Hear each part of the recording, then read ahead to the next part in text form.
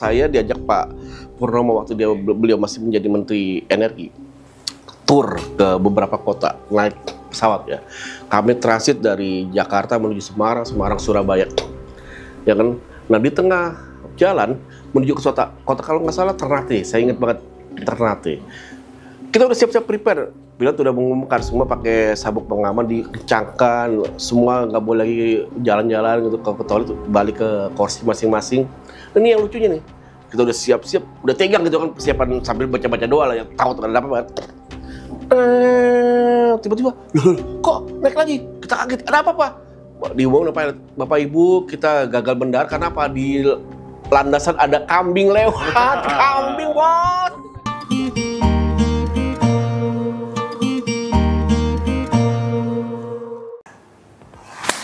Jumpa lagi Le di rumahku ya, rumah sederhana ini. Kau naik apa dari sana Le sini? Naik roda 4. Roda 4. Aku ada kawan Le. Siapa ini?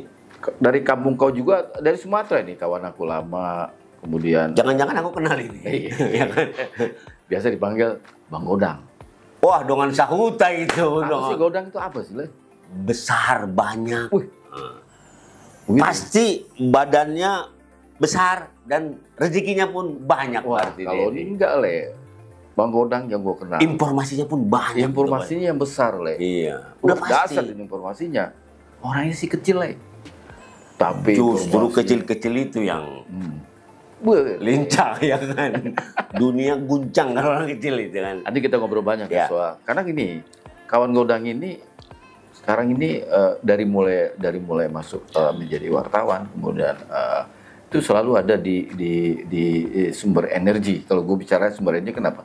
Karena dia ditempatkan di Kementerian ISDM. Sedih. Hepeng Godang itu. Hepeng Godang. Oh, Hepeng Godang itu. Bukan main. Oke Le, Oi. ini Bang Godang nih, ada di depan kita nih Le. Waduh. Ipar Godang, sehat. Alhamdulillah. Alhamdulillah, Ipar. Ya, jua-jua. Menjua-jua. Horas ton dibandingin. Pir. Ton di Matogu. Frekuensi udah nyambung nih ya. Kabel sih nyambung. Kabel nyambung. Tapi voltasenya kayaknya harus dicas ini. Ya iya dong. Supaya bisa menggerakkan Artinya roda itu. kau harus tahu soal energi, Le. Iya. Karena tiap hari kau pasti mau pakai Aku energi. masih buta, makanya aku ingin dengar lah. Oh gitu ya. Perbincangan Bung C Oh. sama Ipar Godang. Iya. Jadi Bang Godang ini hampir sangkatan lah sama aku, Le. Aku tuh lebih banyak ke dunia kriminal dan politik. Tapi Bang Godang ini di dunia energi, Le. Khusus. Wah, energi kebutuhan vital. Berarti kalau dokter spesial. Nah, gitu loh. Kuliahnya mahal itu, Oh, gitu. Bung C. Nah, mungkin kalian boleh bisa bertanya langsung ke Iya. Bang Godang. Tapi aku masih bingung mau bertanya Oh, apa. gitu loh. Bung C dulu lah. Oke. Bang Godang, ini Iya. kebetulan kan kita sama-sama sangkatan nih Bang Godang nih ya. Kita tahu lah, ya kan? Kita bertiga ini Lolita. Oh iya. Apa itu Lolita? Lolos 50 tahun. Sudah lolos. Saya pikir tadi Laura. Lanang orang itu orang. Banyak. Gimana? Jadi gini Bang Godang, banyak teman-teman yang mau tahu sebenarnya Bang Godang. Ada orang bilang Bang Godang bertahun-tahun juga tuh di SDM kan. Artinya ada sesuatu yang membuat Bang Godang tuh betah gitu loh di Kementerian SDM. Kemudian ada orang bilang orang menyebutnya bos Godang lah segala macam. Itu menjadi tempat teman-teman media untuk mencari informasi karena Bertanya. selalu benar Iya. informasi yang di Akurat. Bang Godang. Itu awalnya seperti apa sih Bang Godang? Ya gini ya, Ipar dan Mr. C, LSC. Saya tuh sebenarnya kalau orang mau tahu itu agak bingung. Pertama, background pendidikan saya itu bukan, saya tegaskan, bukan orang teknik, bukan orang yang benar-benar berangkat dari latar belakang keteknikan. Kan di energi itu cenderungnya teknik ya, karena kan sifatnya ilmu alam lah. Biasanya orang IPS. Saya sarjana ilmu komunikasi dari sebuah universitas di Jakarta, bahkan namanya mungkin udah dikenal, Universitas Profesor Dr. Mustopo Beragama. Sarjana ilmu komunikasi dengan jurusan hubungan masyarakat. Kebayangkan, sarjana humas bisa belajar atau menguasai dalam tanda kutip ya, bukan saya sok tinggi, sok hebat, enggak, saya nggak bermaksud itu. Cuma saya mau menerangkan di sini bagaimana berjuang mengenal energi itu. Nggak mudah. Saya mulai dari teori 5 jari. Apa itu 5 jari? Nggak 2 jari ya? Nggak 2 jari. Kalau 2 jari itu, gerak cepat. Teori gerak cepat. Soalnya kalau 2 jari, 3 jari kan beri juga deh, karena kan. Tapi 5 jari itu profesi aku dulu. 2 jari ya. Aku enggak. Gini kawan-kawan. Teori 5 jari, saya berangkat dari dengan latar belakang pendidikan tadi. Dikecilkan orang. Jari yang paling kecil adalah jari apa? Kelingking. Dikecilkan orang. Nggak dianggap, dicuekin dalam tanda kutip. Tidak mengerti sektor ini. Saya berangkat pelan-pelan. Saya masuk energi itu di zaman peralihan dari Pak almarhum Jenderal I.B. Sujana ke Pak Kuntoro, Mangku Suboto yang sekarang juga udah almarhum ya. Semoga beliau khusus khotimah ya, kita doakan. Amin. Masuk di situ dari 0 pengetahuan dengan modal nekat. Saya tertarik, ingin belajar. Tapi itu kan ditugaskan ya, sama kantor? Waktu itu ditugaskan. Ya saya di sebuah media lah. Kalau saya sebut namanya nggak enak gitu kan. Berangkat dari situ 0 pengalaman. Tapi saya waktu itu ditekankan, kamu belajar, kamu kuasai itu. Sejalan dengan waktu saya belajar. Ya, yang membuat saya terus terang berkat seorang berteman juga ya. Dia mendatangi saya, seorang senior di sebuah media yang sudah lebih dulu daripada saya. Bertugas di situ, liputan di situ. Sebutlah Mr. X gitulah ya. Dia tuh bilang nih, sini kau, sini deh. Kita kan sama orang Medan kan, betul. Kenapa bang? Kau masuk di sini, kau belajar, kuasai energi ini kan membawa kau ke kehidupan.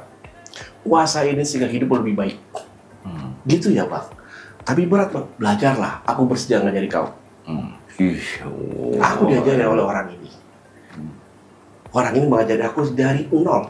Aku nggak ngerti itu apa istilah-istilah migas, apa itu tentang minyak dan gas. Aku belajar. Sampai istilah kata begadang-begadang ngobrol sama dia. Ya kayak kita gini, ngopi-ngopi sore gitu kan, sering belajar. Nah berangkat dari situ aku merasa energi ini perlu diketahui. Karena dari mulai kita lahir sampai mati, pasti butuh energi. Nggak mungkin lah kita ke kuburan sendiri kan. Nggak mungkin lah kita lahir sendiri tanpa kan. energi. Ada yang bantuin kan. Tanpa energi kan. Iya kan. Bagaimana ibu sama bapak kita membawa ibu membawa kandungannya ke rumah sakit, pasti butuh energi kan. Minimal ada lampunya, rumah sakit ada atau klinik ada lampunya, bilang ada lampunya. Kalau nggak lahir lah kita susah lah. Jalan ada bensinnya. Jalan ada bensinnya. Mandi kalau nggak ada air untuk nyalakan pompa susah juga kan. Semua butuh energi. Sampai mati pun begitu. Tahlilan kalau nggak ada lampu kayak gelap. Betul gelap kan? Nggak lucu. Tahlilan ataupun mendoakan. Kalau orang Kristen kan beribadah kan. Kalau orang Muslim kan, kita dari Muslim itu kan tahlilan ya, mendoakan takziah gitu kan. Itu kebayang. Berarti energi itu sesuatu yang menarik. Jadi saya belajar dan belajar. Dan waktu itu ya media-media dalam tanda kutip terkenal lah ya, meremehkan saya. Dan saya ingat benar waktu itu almarhum Pak Kuntoro, saya bukan jumawa dia itu membanggakan diri, yang membuat saya terharu. Di tengah-tengah konversi pers, bukan konversi pers tepatnya, Pak Kuntoro itu punya hobi, setiap Jumat kita wartawan diajak beriung, makan bersama habis sholat Jumat, duduk bersama santai ngobrol-ngobrol tanya jawab gitu, sambil beliau menerangkan dan gaya dosennya menerangkan begini. Saya sebagai pemula kecil hati dong, wah yang saya hadapi doktor, seorang pakar, seorang menteri. Tapi yang membuat saya terharu, dia memuji saya. Saya nanya waktu itu, nekat aja. Sampai sebelum saya baca dulu, belajar dulu dari klinik. Sekarang belum ada. Itu tahun berapa dong? 2000 ya, tahun 2000. Enggak dong, sorry saya koreksi. 9 Pak Kuntoro 98 99, jadi saya lupa. Oke lah ya. Sekitar tahun itulah. Saya masuk. Pak Kuntoro waktu itu almarhum ya. Surprise. Loh, kayak begini yang saya butuhkan. Jadi kalian bertanya, mempersiapkan diri, jangan asal nanya. Belajar dulu katanya. Saya diem, sambil malu karena nggak enak lah masih itu saya lihat mukanya merah gitu kan. Ya saya anak baru, anak bawang lah bro. Anak bawang gue. Bertanya aja udah nekat. Nekat, asli nekat. Asli nekat. Kenapa? Karena saya berpikir saya harus ada pengetahuan dong. Saya harus, yang saya punya sifat, kalau nggak tahu nanya, jangan so tahu. Nah dari yang nanya itu kan kita dapat pengetahuan. Kalau dia marah, ya saya bilang, kan saya nggak tahu Pak, pakai caranya Bapak. Iya. Diam dia kan. Itu, Broci. Akhirnya perjalanan itu membawa Godang menjadi ketua Forum Wartawan SDM. Ya, itu sejarah panjang juga. Sejarah Jadi, panjang. Gini. Saya melihat waktu itu kenapa saya ingin maju sebagai pemula, media pemula, dalam arti kata bukan tier 1, kalau istilah saya kan tier kan, tier 1, tier 2, tier 3. Saya waktu itu masih media tier 3 lah. Antara ada dan tiada. Media baru lah. Iya. Ya kan, di sebuah majalah politik waktu itu, politik ekonomi. Diremehkan, undangan nggak pernah di-share, nggak pernah diajak, nggak pernah direspon. Saya waktu itu ada kesempatan nih, wah ini kesempatan bagus, ya kan. Terus saya juga waktu itu udah megang halaman lah ya, artinya udah ada gitu bidang saya. Terus saya pindah ke sebuah koran, dan sambil job main dua kita, dua kaki kita berada, biasalah dari uang dapur lah, ya kan. Main dua awak, Paten itu. main dua di situ, kawan bilang, udah. Lu maju, aku maju kan jadi ketua. Karena aku melihat begini, ketika media itu tidak dapatkan equal treatment, kebayangkan dia pulanglah ke kantor. Kita kan masing-masing punya kewajiban ke kantor ya untuk nyetol berita, apalah namanya rapat lah. Terus tiba-tiba ditanya, lu dapat apa tadi? Ini media lain udah nurun, kok lu nggak dapet? Apa kerja lu? Wah sakit hati kita kan. Sementara kita bilang, loh saya nggak tahu nggak ada undangan itu, saya nggak tahu, nggak diajak. Kebayangkan betapa malunya dia sama bosnya, betapa dia dimaki-maki. Itu yang lo rasain ya? Itu aku rasain, yang gua rasain bro. Itu gua nggak mau kayak begitu. Oke lah, sekarang gini, informasi itu free. Informasi itu dalam arti kata free, bebas siapa aja mendapatkan. Tapi ada batasan ya, memang ada batasan betul. Ya tapi jangan gitu-gitu banget. Kita kan bekerja, media jurnalistik adalah mencari informasi. Ketika mendapat informasi sudah dihalangi, gimana kita berproduksi kan? Bagaimana bisa kita membuat suatu berita? Nah, dari situlah aku kumpulin teman-teman, ayo loh, gue mau maju nih, tolong dukung gue. Alhamdulillah waktu itu saya dipercaya sama teman-teman selama 4 tahun. Saya benahi semua, saya rangkul semua media yang tadinya katakanlah tier 3. Padahal bahkan ya, aduh saya sedih banget tuh ya ngungkapin di sini ya. Mereka tuh dianggap dalam tanda kutip media bodrek, karena dianggap media daerah, media sudah tidak media yang nggak jelas katanya. Padahal enggak, wartawan daerah bro, wartawan daerah kan kantornya nggak di Jakarta kan, iya kan? Tapi produknya ada, beritanya ada. Apakah kita mengecilkan mereka? Enggak dong. Saya rangkul, saya tempatkan. Bahkan saya bilang sama humas-humas di sektor energi, Mbak, Mas, Om, Tante, media ini semua punya hak mendapatkan informasi, hak untuk mendapatkan jawaban. Dan kewajiban dia memberitakan. Ketika Anda membatasinya, kasihan dia mau bekerja loh. Kan bukan kalau saya bercanda sama mereka, gue bercanda sama mereka. Bro, kalau gue bisa lahir kembali, gue minta jadi Washington Post, pemilik Washington Post. Tapi nggak mungkin kan? Dia bekerja itu ya karena hari itu jadi hari begitu. Kalau dia bisa minta sama Allah, tolonglah Allah, gue lahir kembali sebagai konglomerat, anak konglomerat, gue anak presiden, gitu kan? Anak presiden atau apalah, nggak bisa dong. Tapi jangan kita obstacle ini, kita hambat dia, jangan dong. Berdosa kita. Akhirnya niat terbaik itu alhamdulillah. Saya bilang begini, oke lah rangkul lah. Misalkan saya pakai teori, tadi kan teori 5 jari, saya punya teori baru lagi. Mungkin belum jarang didengar ya. 3-2-1. Macam pemain bola. Skema apa tuh? STY. Masa sih? Ini skema menyerang. Saya masuk gitu. Jadi 3-2-1 begini. Lo 3-2-1 itu kan lo dapet 3 tambah 2, 5 tambah 1, 6 kan? 6 orang wartawan, 6 orang media, 6 media dia dibutuhkan kuotanya, ya. 6 ini kau harus equal treatment. 1 media kecil, 2 media menengah, 3 media besar, tercapai semua kan? Klasifikasi masuk. Klasifikasi masuk, everybody happy. Iya. Berarti semua happy. Ipar Godang ini. Karena energi itu harus semua masyarakat tahu, bahagia, karena tahu dan bahagia mendapatkan. Aku sampai sekarang aja barel aja nggak tahu aku tuh barel itu berapa nih. Udah tahu deh soal barel. Ada cerita itu kan menyangkut soal tulisan wartawan kan nanti kan. Cerita unik, saya belajar sama senior saya tadi itu di sebuah media yang dia memang lebih dulu. Saya sampai belajar. Bahkan ada bercandanya begini. ketika kau menguasai jenis minyak di Indonesia, maka kau udah jadi pintar jadi wartawan energi. Ada seorang almarhum beliau namanya Muklis Ali. Dia wartawan Reuters. Maaf ya Bang Muklis, terpaksa saya nyebut ya, karena saya bangga dengan Bang Muklis. Kenapa? Dia orang yang benar-benar termasuk orang yang memberikan pengetahuan sama saya mengenai ilmu perminyakan. Lapangan minyak itu apa aja? Nama jenis minyaknya apa aja?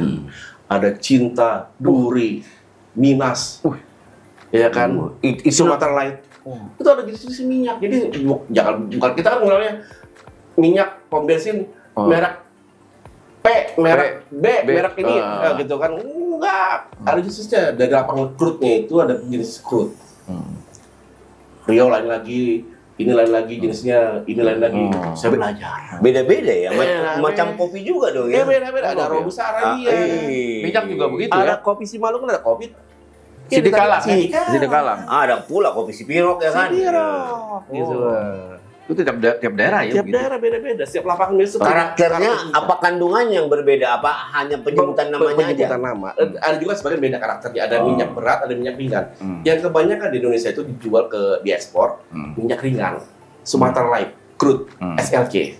Itu minyak paling bagus yang dijual diekspor. Karena itu menambah nilai ekonomis. Ya kan? Nah, oke, berarti dari situ saya banyak belajar, banyak mencari tahu. Dulu sekarang gampang apa-apa pusing nyari ChatGPT, nyari AI atau apalah namanya.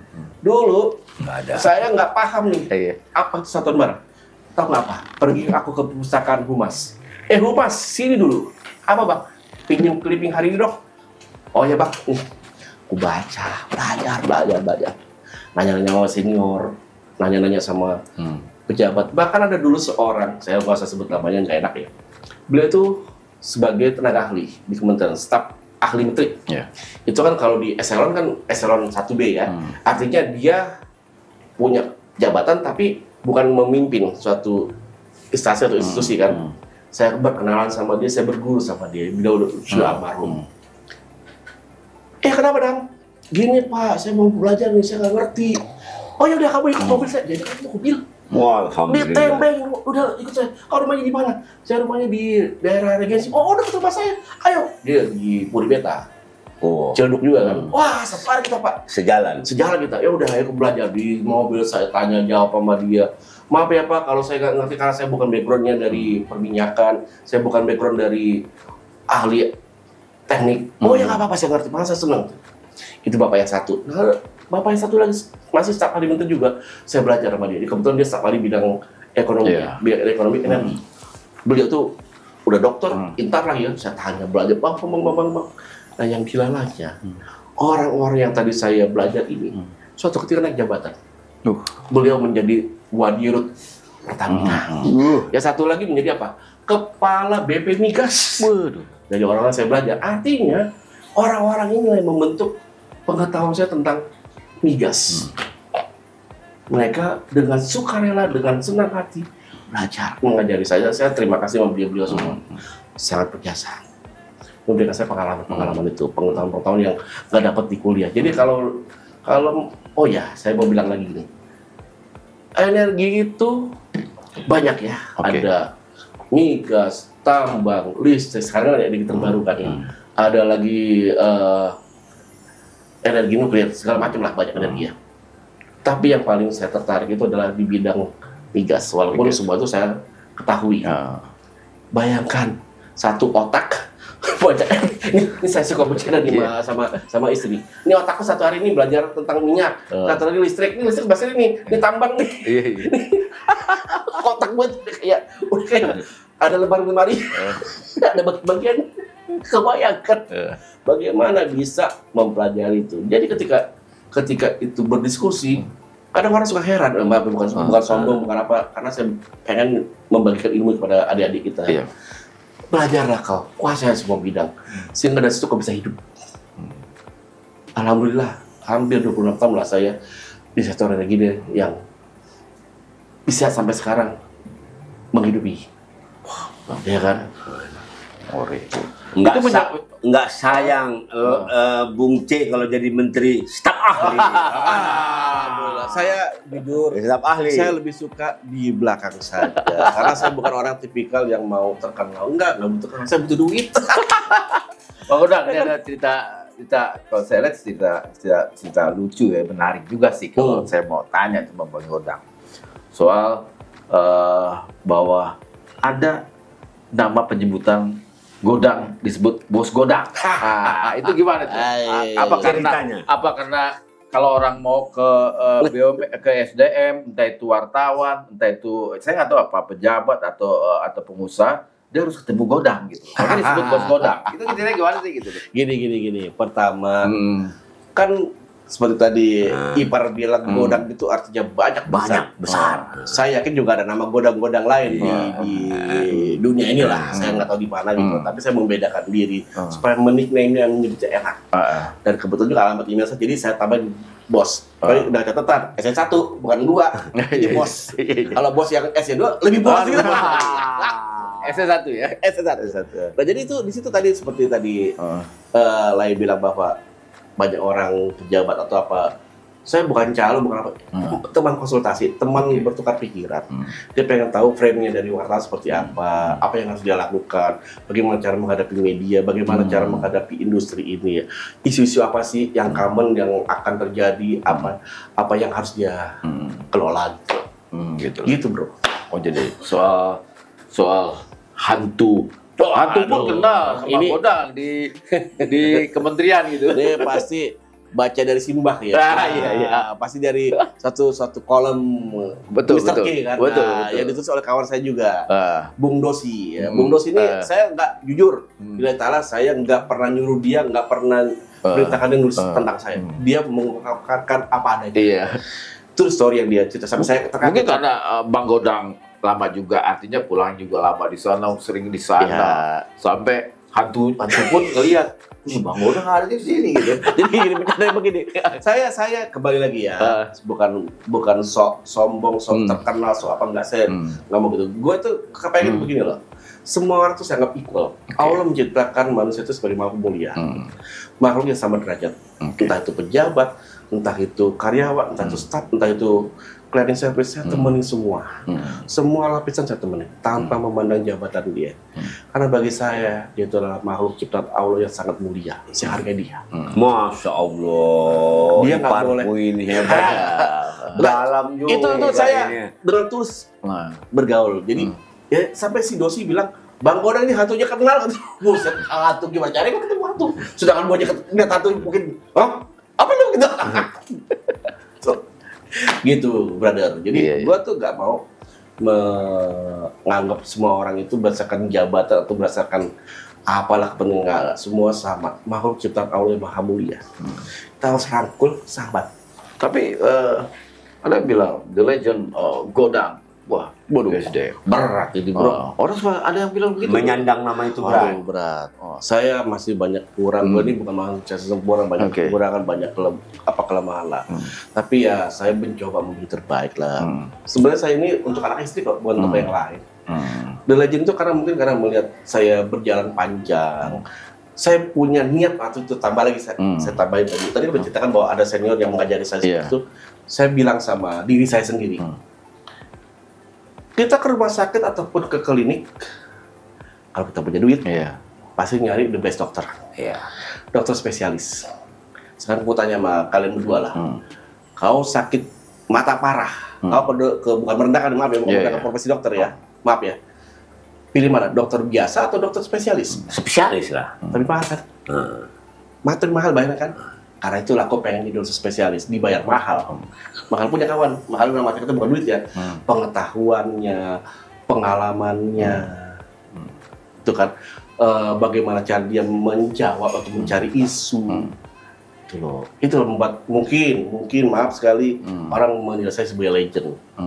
Ya saya benar lah, masih banyak kekurangan. I'm not perfect man. Saya bukan manusia yang sempurna. Banyak kekurangan, tapi Allah mempercayakan saya hari ini seperti ini, saya bersyukur banget. gitu berada. Jadi bukan karena gue pengen terkenal atau pengen sosok apa, gue bilang enggak sama sekali enggak. Tapi benar orang menilai seperti itu kan? Itu penilaian dia. Penilaian dia kan? Anjing menggonggong kapilah berlari. Nah, itu tadi. Satu lagi, kita pakai ilmu padi, semakin terus semakin enggak hati. Ingat kita hanya kulit dan kentut, bah. Iya. Ya kan, janganlah kau sombong. Kalau kau masih makan nasi, jangan kau sombong. Tapi kalau kau makan batu, bolehlah kau sombong. Tapi kan nggak mungkin. Itulah, jadi jangan sombong lah. Berarti ipar Godang ini memang mengerjakan sesuatu itu pakai rasa dan pakai hati. Jadi hasilnya sempurna. Bekerja pun harus seperti itu.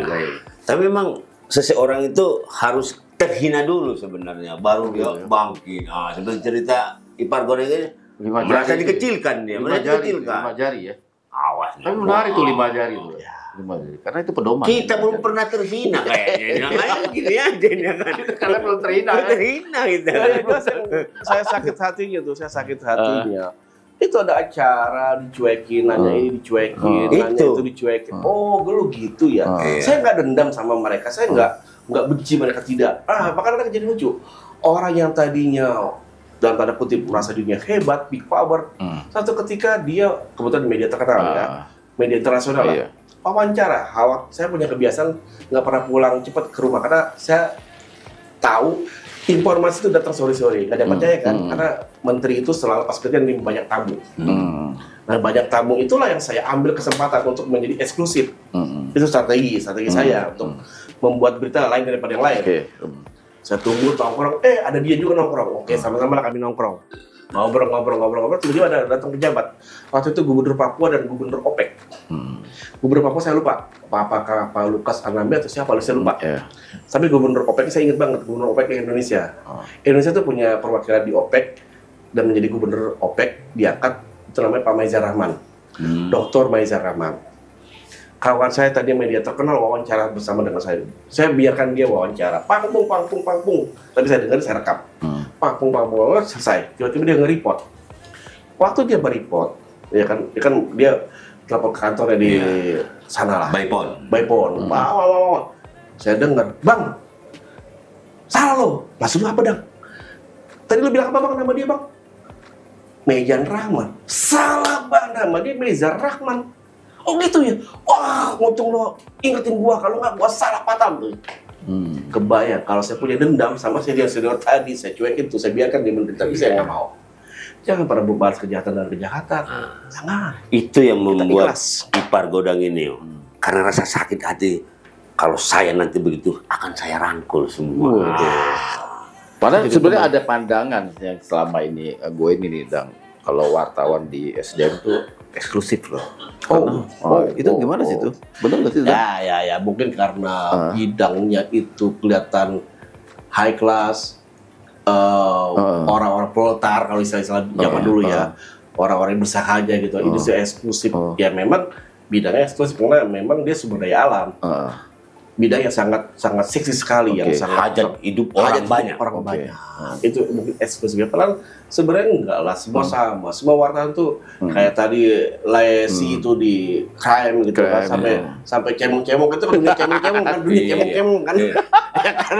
Biasanya dulu tuh kalau dunia crime itu liputan Bandeng. Liputan Bandeng. Kalau dapat Bandeng tulang. Mata merah.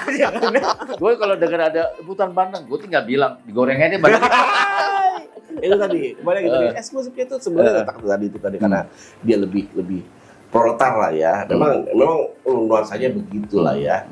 Serba high class lah. Standar-standarnya beda lah gitu kan. Tapi bukan berarti kami ini lebih istimewa dari kalian, enggak, semua sama dengan bidangnya masing-masing. Cuman mohon maaf, di energi ini lebih teknis lagi. Kalau saya kebetulan memang sengaja menjadi spesial, saya harus lebih spesial lagi, memberitakan lebih spesial lagi, mengerti. Sehingga eksklusif. Persaingan tuh keras gitu. Keras ya. Betul. Keras kawan. Gitu. Ini Medan Bungo. Karena mungkin makanya Bung C bilang mereka lebih eksklusif. Vitaminnya banyak orang ini. Karena energi lah. Ini vitaminnya banyak. Jadi wajah berseri terus. Ya. Jadi wajah wartawan sebenarnya enggak juga sih, sama aja, semua bidang sama lah. Ini Bang Godang ini berpuluh-puluh tahun dia di SDM sebagai jurnalis. Pasti ada suka dukanya. Bertahun-tahun lah ya kan. Bertahun-tahun ya. Banyak makan asam garam ya kan. Ibaratkan ular udah 10 kali ganti kulit. Ibaratnya ya kan. Tapi pasti ada manisnya juga tuh. Iya. Gitu kan. Manis pasti banyak lah. Tapi ada juga dukanya pasti. Nah itu yang harus kita ketahui itu lah. Jadi gimana? Ini cerita true story ya. Jadi waktu saya masih ngegebet seorang cewek itu yang saya jadi istri, saya ajak dia liputan. Waktu itu kan mantan pacar. Waktu itu kan kita, terutama dia, belum mengenal pejabat-pejabat. Saya ajaklah dia waktu itu ketemu ke balai kota. Ada energi itu ada acara, saya lupa acara apa, ke gedung balai kota Gubernur DKI. Di kantor balai kota DKI ya. Dia terharu lah ngeliatin. Terus saya ajak lagi dia liputan ke suatu acara yang ada energi. Kebetulan ada almarhum Gus Dur. Waktu itu Gus Dur tokoh terkenal lah, tapi belum jadi presiden. Oh dia bang, ini namanya Gus Dur, ini balai kota kayak begini. Itu menyenangkan, artinya memberi kebahagiaan kepada orang. Nah yang menyenangkan lagi waktu itu saya dibikin terharu ketika melihat yang namanya anugerah Allah yang maha dahsyat, Freeport. Nggak semua orang memiliki kesempatan untuk ke Freeport karena sulitnya, medannya, jaraknya juga jauh. Negara dalam negara. Saya nggak mau bilang itu, janganlah. Itu semua sekarang udah milik Indonesia. Sekarang udah milik Indonesia kan. Nah terus naik ke Grassberg waktu itu kan, di mana yang sangat tinggi sekali. Kita naik skylift itu kan. Nah di atas itu udara tipis banget terasa sini. Wow, pakai jaket, kasih tipis waktu. Wah, betapa gini ya rupanya tambang ini ya, indah banget. Dahsyat banget kalau secara indah ciptaan Allah. Kalau secara manusia umum nggak mungkin bisa masuk situ. Itu menyenangkannya. Yang menyedihkan, suatu ketika saya diajak Pak Purnomo waktu beliau masih menjadi Menteri Energi, tur ke beberapa kota naik pesawat ya. Kami transit dari Jakarta menuju Semarang, Surabaya, ya kan. Nah di tengah jalan menuju ke kota kalau nggak salah Ternate, saya ingat banget Ternate. Kita udah siap-siap prepare, pilot udah mengumumkan semua pakai sabuk pengaman, dikencangkan, semua nggak boleh lagi jalan-jalan gitu ke toilet, balik ke kursi masing-masing. Ini yang lucunya nih, kita udah siap-siap, udah tegang gitu kan persiapan sambil baca-baca doa lah yang tahu tuh kan apa banget. Tiba-tiba, kok naik lagi? Kita kaget, ada apa Pak? Diumumkan Bapak Ibu, kita gagal mendarat karena apa? Di landasan ada kambing lewat. Kambing bos. Berarti nggak ada pagernya tuh. Nggak ada pagar ya. Zaman dulu banget. Zaman dulu sekarang udah bagus kan. Udah bagus kambing. Kambing naik lagi. Nggak ada lagi yang menyenangkan gitu. Ada menyenangkannya juga, ada menyedihkan juga. Diajak kunjungan ke daerah ya. Naik pesawat lah. Nah pesawat tiba-tiba turbulensi. Wah, kita jalan tengah malam ke daerah itu harus malam berangkatnya jam 12 kalau nggak salah, 11 atau 12 lah. Malam ya dini hari. Lagi terbang-terbang, kalau nggak salah saya sebenarnya rasa tuh di Selat Makassar. Tiba-tiba turbulensi. Wah, itu kita penumpang sampai kaget bangun nyebut, ada yang teriak Allah apa segala macam lah, udah segala macam lah. Terus mendarat dengan sempurna, alhamdulillah mendarat dengan sempurna ya, sih nggak sampai darurat lah, nggak. Mendarat kita diparkir di bawah bus, menteri sama rombongan pejabat diinapkan sebuah hotel. Kita yang wartawan ini kan banyak wartawan untuk ikut diinapkan karena udah tengah malam, udah jam 3 kalau nggak salah 3 subuh, 3 pagi, nggak mungkin lah nyari hotel sebegitu cepat gitu kan. Kita diinapkan, dibawa ke mes tentara Polri, mes Angkatan Udara di Hasanuddin kalau nggak salah, saya ingat di Hasanuddin. Kita tidur, kita dalam keadaan capek, stres gitu kan, udah nggak mikir lagi, penting ketemu tempat tidur, rebahan kita. Nah pagi-pagi kita harus berangkat lagi. Apa yang terjadi di sini yang menyenangkan ya, saya sampai amazing banget. Pas bangun tidur nih, kan bangun tidur biasanya kan kita kan buka mata, buka jendela. Wih apa nih? Saya kaget brother. Buka mata, Sukhoi. Ternyata sebelah saya tidur Sukhoi. Saya bilang sama teman saya, namanya Bambang Dwi. Mas Dwi, kita bersyukur ya. Gila, kita dikawal pesawat. Apa sih, Bang? No, Sukhoi. Wah, Ternyata itu panggilan Sukhoi. Panggilan Sukhoi sebelah base itu. Berarti di hanggar Di ya? hanggar, nggak jauh lah Berarti pokoknya. cuma foto-foto dong. Ya kan berarti. tentara waktu itu, Foto-foto kita nggak dong. tahu kan waktu itu. Ingat banget tuh Sukhoi. Sepemandangan mata, Sukhoi gila kita dijaga sama Sukhoi. Itu loh pengalaman menyenang sekaligus menyedihkan. Gitu lah ya. Iya. Itu Asik, dia, asik. luar biasa. Sukhoi. Alhamdulillah bersyukur. Macam RI1 aja ipar kita itu. Belum. Susah dapetin Sukhoi kan? Mana ada kita surprise gitu loh. Di tengah kegalau kita ternyata Allah Maha Baik, dikasihlah kita penghiburan, ya kan, dikasih kebahagiaan yang nggak bisa dibeli. Itulah pengalaman Lebih hidup. pintar ipar ini.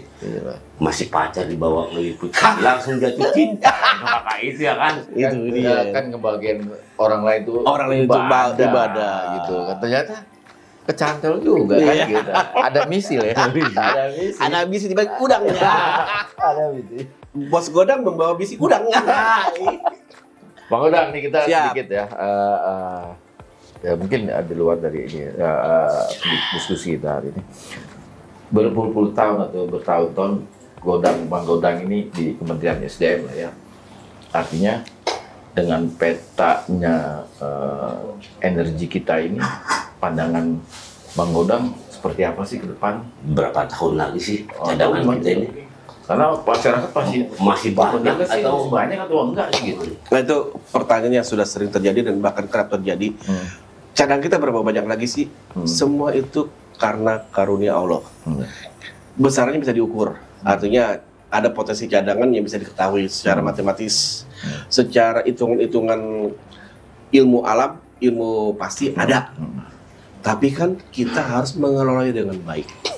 Saya ambil contoh begini, Anda punya tabungan, katakanlah pensiun dari suatu pekerjaan, dapatlah berapa miliar. Tapi kalau tabung itu nggak dikelola dengan baik, akan habis dan akan jadi zero. Jangan sampai energi kita untuk anak cucu kita dia Habis. sampai Nggak suffer. kebagian. Nggak kebagian jatah bro. iya. Kesian Pan. Kan kalau kita meninggal, apa tadi ada pepatah Sumatera bilang gajah mati meninggalkan Gadi. gadi. Kalau harimau mati Belang. Lalu manuan nggak?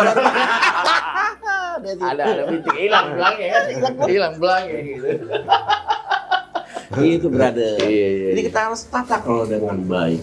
Allah mempercayakan kita, mempercayakan suatu kenikmatan buat negeri ini, suatu anugerah yang luar biasa. Mari kita manfaatkan dengan baik, kelola dengan baik, dan jangan rakus-rakus bro.